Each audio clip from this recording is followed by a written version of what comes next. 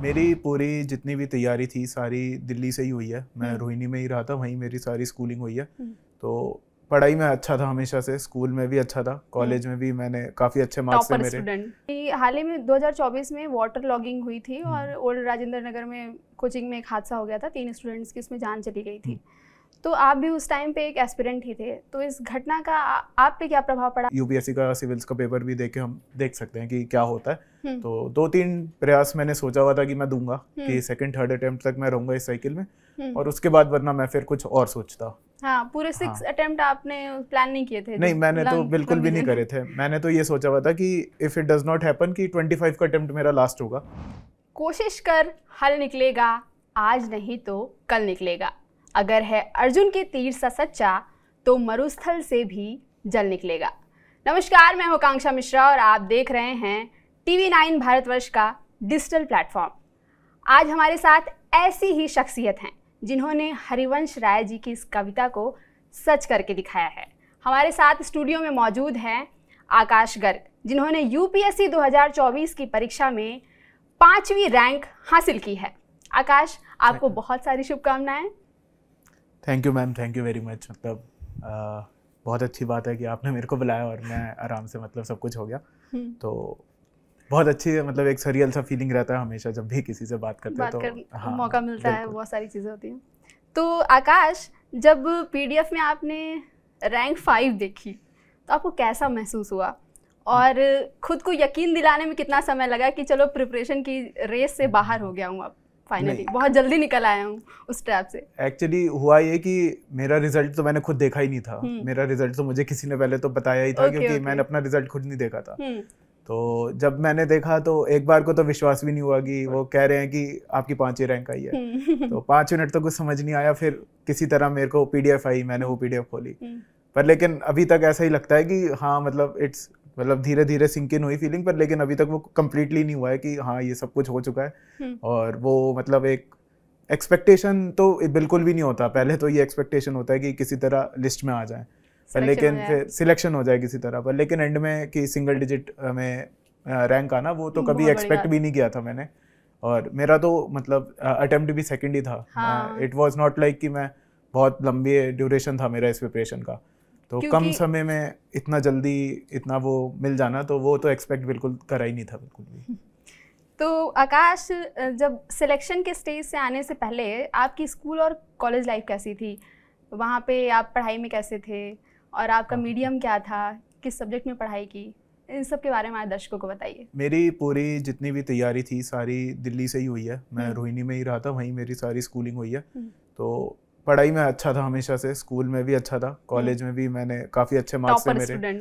हाँ, मतलब एक स्टूडियस स्टूडेंट था मैं, एक स्टूडियस स्टूडेंट था, और मतलब हमेशा से पढ़ाई में अच्छा ही रहा था। अभी मैंने बीटेक कर रखी है कंप्यूटर साइंस इंजीनियरिंग में। तो हमेशा से मेरा मीडियम ऑफ एजुकेशन हमेशा से इंग्लिश ही रहा था। तो वहीं से एक बना था धीरे धीरे कि ये सब कर सकते हैं। पर लेकिन फिर कॉलेज के टाइम पे ही मेरे को पता चला कि हाँ, एक बार यूपीएससी का सिविल्स का पेपर भी देके हम देख सकते हैं कि क्या होता है। तो 2-3 प्रयास मैंने सोचा हुआ था कि मैं दूंगा, कि सेकंड थर्ड अटेम्प्ट तक मैं रहूंगा इस साइकिल में, और उसके बाद वरना मैं फिर कुछ और सोचता। हाँ, पूरे 6 अटेम्प्ट आपने प्लान नहीं किए थे? नहीं, मैंने तो बिल्कुल भी नहीं करे थे। मैंने तो ये सोचा हुआ था कि if it does not happen कि 25 का अटेम्प्ट मेरा लास्ट होगा, मैं 1 साल और दूंगा, और उसके बाद वरना फिर मैं अपनी पुरानी फील्ड में कुछ वापस से कुछ करता फिर। ओके।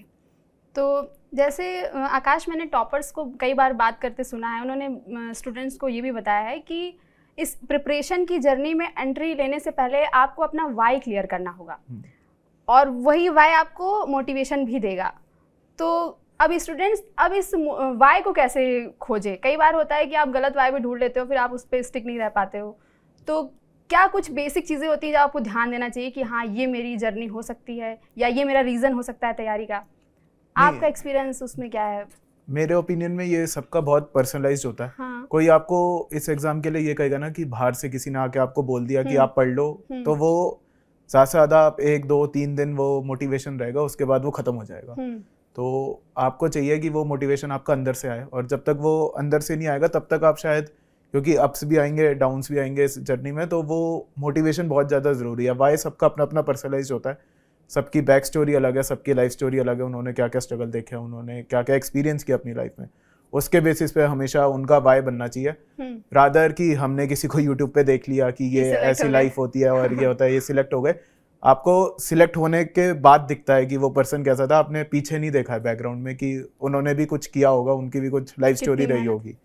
तो वो वाई आपका जब तक पर्सनलाइज्ड नहीं होगा, जब तक आपने खुद का नहीं होगा वो, तब तक it will be very difficult. पर लेकिन अगर आप बहुत क्लियर हो कि मुझे क्यों करना है, तो वो उससे बड़ा मोटिवेशन कुछ नहीं हो सकता। आपको किसी को सुनने की जरूरत नहीं, आपको किसी से मिलने की जरूरत नहीं, आप खुद ही मोटिवेटेड रहेंगे इस प्रिपरेशन में। बिल्कुल। तो मैंने रिसर्च के दौरान पाया आकाश कि पापा ने कहा आपको तैयारी से पहले कि 1-2 अटेम्प्ट दे दो, फिर ये काफ़ी अच्छा रहेगा, और क्योंकि जॉब तो आपको फिर भी मिल जाएगी। तो क्या आपकी तैयारी शुरू करने के लिए ये वाकई में एक बहुत बड़ा मतलब एक पुश था मेरा कि मेरे बहुत ज़्यादा मैं फॉर्चुनेट हूँ कि मेरे पास फैमिली का सपोर्ट था मेरी हमेशा से, कि उन्होंने कभी मेरे को ये नहीं कहा कि तुम्हें यही करना है या फिर तुम इसी फील्ड में जाओ। काफ़ी फ्रीडम दिया गया था मुझे कि जिस चीज़ में करने का मन है वो करो।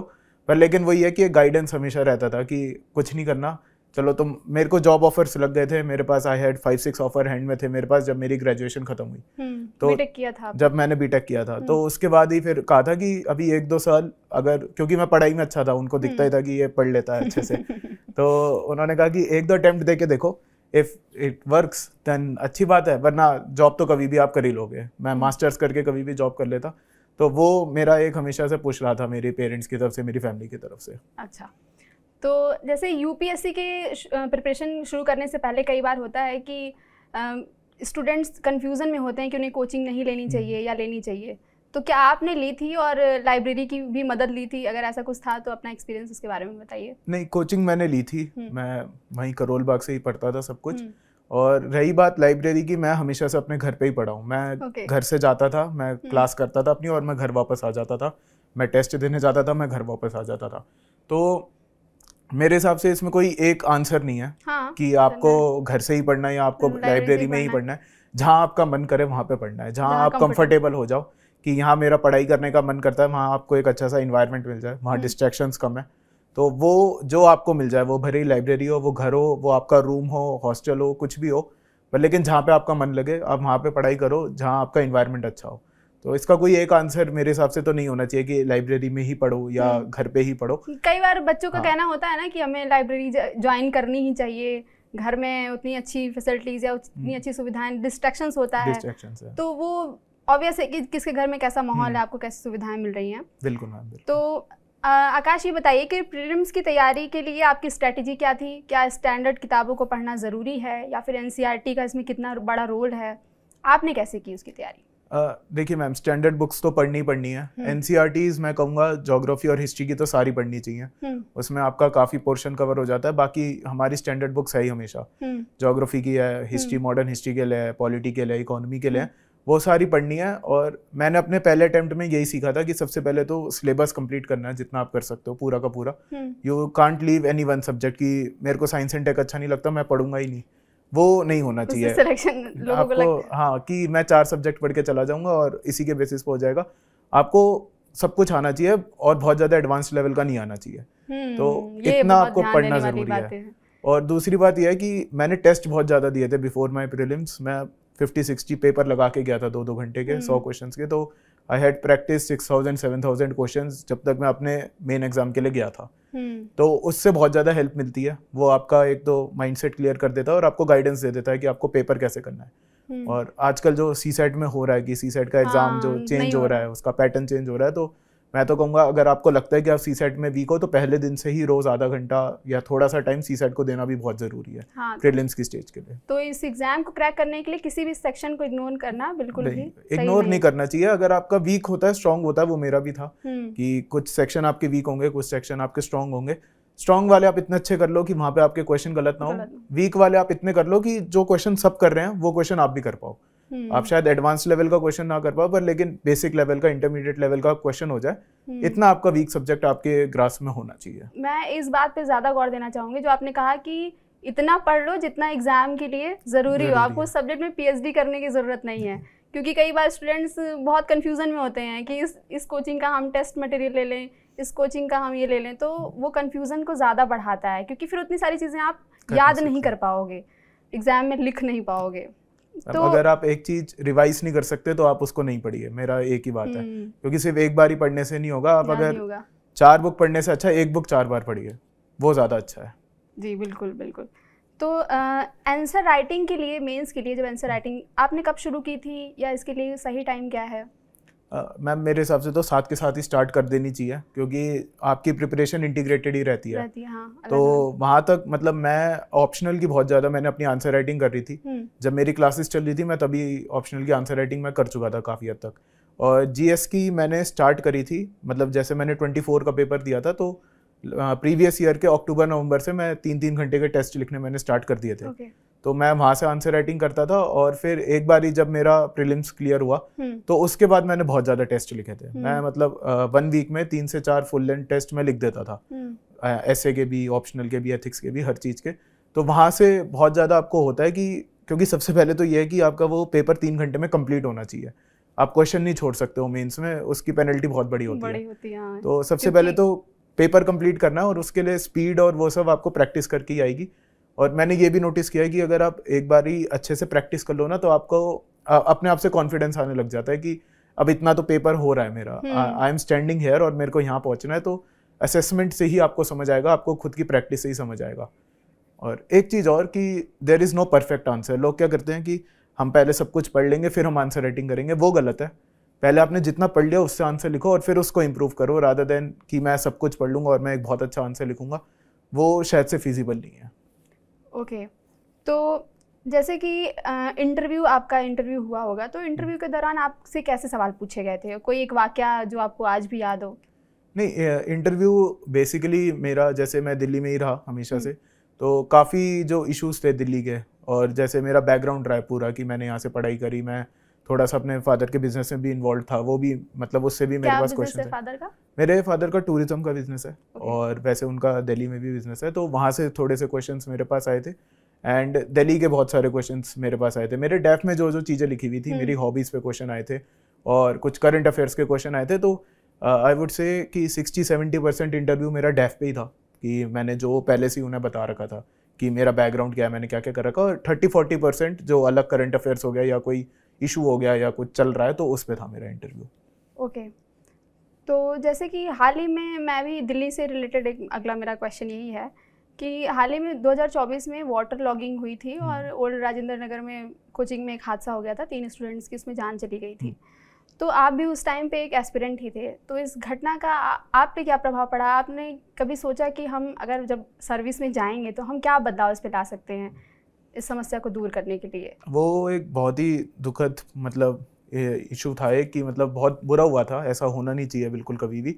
और उस टाइम पे बल्कि मेरे को याद है कि मैं अपनी मेंस की ही तैयारी कर रहा था, प्रीलिम्स और मेंस के बीच का ही टाइम था हमारा, तो उस टाइम हाँ ये इसी टाइम की बात है, और प्रीलिम्स और मेंस का टाइम था, तो हम सब भी मतलब एक वो था कि कुछ गलत हुआ है, मतलब we were not comfortable with ourselves कि ऐसा नहीं होना चाहिए। अगर कोई प्रिपेयर करने आ रहा है तो ये तो बेयर नेसेसिटी है कि that he is getting all the safety and security, that he should be comfortable कि अगर वो पढ़ाई करने आ रहे हैं तो ऐसा उनके साथ हादसा नहीं होना चाहिए। तो फ्यूचर में तो यही है कि जितनी भी हम कर सकते हैं कि there should be proper regulations हमारे पास बनी हुई होनी चाहिए इन चीज़ों के लिए, और वो फॉलो होनी चाहिए, सबसे बड़ी बात। तो लेटर एंड स्पिरिट दोनों चीज़ें होनी चाहिए, और इसमें सब लोगों का योगदान ज़रूरी है, सिर्फ एडमिनिस्ट्रेशन नहीं होगा, बाकी लोगों को भी अपनी तरफ से इसमें करना पड़ेगा कि सबका काम आसान हो जाए। तो किसी एक को ब्लेम करना शायद से यहाँ पे मुश्किल है, पर लेकिन सबका जब तक कलेक्टिव एफर्ट होगा तो ही ऐसे हाथ से हम कंट्रोल कर सकते हैं। जैसे बेसमेंट को खुला रख दिया था, वो सारी चीज़ें। तो आकाश, जैसे आपने अब एग्ज़ाम को क्रैक कर लिया और एडमिनिस्ट्रेटिव पावर में आप जाने वाले हो, तो दिल्ली में सबसे अंडररेटेड इलाका, आपने आपकी स्कूलिंग वगैरह सब कुछ यहीं से हुई है, आपने देखा होगा बहुत सारे एरिया को, तो दिल्ली में सबसे अंडररेटेड इलाका कौन सा है और ठीक तरह से वहाँ पे काम नहीं किया जा रहा है? आपको क्या लगता है कि वहाँ पे अगर आपको काम करने का मौका मिलेगा तो आप क्या बदलाव कर सकते हो?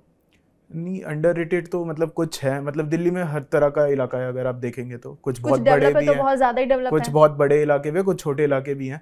तो काम तो सब जगह करने की ज़रूरत है, और काम हमें मतलब बेसिक नेसेसिटीज सबसे पहले प्रोवाइड करने की ज़रूरत है। हेल्थ, एजुकेशन हो गया, और हमारे पास हेल्थ होना चाहिए, एजुकेशन हमारे पास सबसे ज़्यादा इंपॉर्टेंट है, और human resource development, skill development. अगर हम ये चीज़ें भी सबको दे दें, हम अच्छा सा स्कूल सबको दे दें, सबको अच्छे से एजुकेशन मिल पाए, सबको हेल्थ मिल पाए, बेसिक फैसिलिटी सबको मिल पाए, तो ये मेरा हमेशा से प्रायोरिटी पे रहा है। और टेक्नोलॉजी हम जितनी ज़्यादा इसमें यूज़ कर पाएँ, तो जहाँ तक हम इसको इंटीग्रेट कर पाएंगे दैट विल बी, मतलब मेरी प्रायोरिटी में वही रहेगा अगर मेरे को दिल्ली में काम करने का मौका मिलता है तो तकनीकियों की मदद से आप दिल्ली को आगे बढ़ाने की कोशिश करेंगे। तो जैसे कि आपने 5th रैंक हासिल की है और आपको लाइफ में एक अच्छा मुकाम मिल चुका है, लेकिन आगे बढ़ते रहने के लिए हर किसी के लाइफ के एक प्रिंसिपल होते हैं, कुछ थॉट्स होते हैं जिन पे वो स्टिक रहना चाहते हैं और कोशिश भी करते हैं। तो ऐसा आपकी लाइफ के क्या है जो स्टूडेंट्स को ज़रूर सीखना चाहिए? नहीं, अगर कुछ मतलब जो प्रिपरेशन से रिलेटेड अगर मैं कहूँगा तो एक तो आपको खुद से ऑनेस्टी बना के रखनी चाहिए ज़रूर, कि आप खुद को झूठ नहीं बोल सकते कभी भी। आपको पता होता है आपने पूरे दिन क्या किया है, आपको क्या करना चाहिए था और आपने क्या किया है। तो एक तो वो चीज़ बहुत ज़्यादा ज़रूरी है और दूसरी चीज़ है कि अपने एफर्ट्स में कंसिस्टेंट रहना चाहिए हमेशा। अप्स आएंगे, डाउन्स आएंगे, सब कुछ आएगा, पर लेकिन अगर आप रोज़ करेंगे ना, अगर आप सेम चीज़ रोज़ कर रहे हैं शायद से वो मोनोटोनस हो जाएगा, पर लेकिन एक टाइम के बाद उसका रिजल्ट भी आपको देखने को मिलेगा। तो कंसिस्टेंसी बहुत ज़्यादा ज़रूरी है इस एग्ज़ाम में, और उसके साथ साथ एक आपको ऑनेस्ट रहना है और एक आपको कंसिस्टेंट रहना है। ये दो चीज़ें अगर आप अच्छे से कर लें और अगर आप अपनी फील्ड अच्छे से चूज़ कर लें कि मुझे इस फील्ड में काम करना है, भले ही वो सिविल्स का एग्ज़ाम हो या वो कोई और फील्ड हो, तो अपनी फील्ड अपने आप चुनिए जिस फील्ड में आपको मज़ा आता है और उस पर अच्छे से काम करिए। तो मेरे को लगता है कि इसके अलावा और किसी चीज़ की ज़रूरत नहीं पड़ेगी। जैसे इस तैयारी में करंट अफेयर बहुत बड़ी भूमिका निभाता है और कुछ जो एस्पिरेंट्स हैं उसके लिए मैगज़ीन पढ़ना प्रेफर करते हैं, कुछ न्यूज़पेपर, कुछ दोनों का कंट्रीब्यूशन लेते हैं।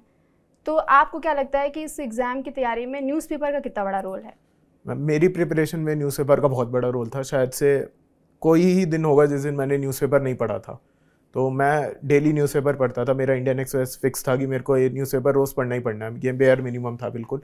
तो एडिटोरियल हो गया, इकोनॉमी का पेज हो गया, आईआर के बारे में हमने जो पढ़ना होता है वो सब कुछ न्यूज़पेपर में बहुत अच्छे से कवर हो जाता है।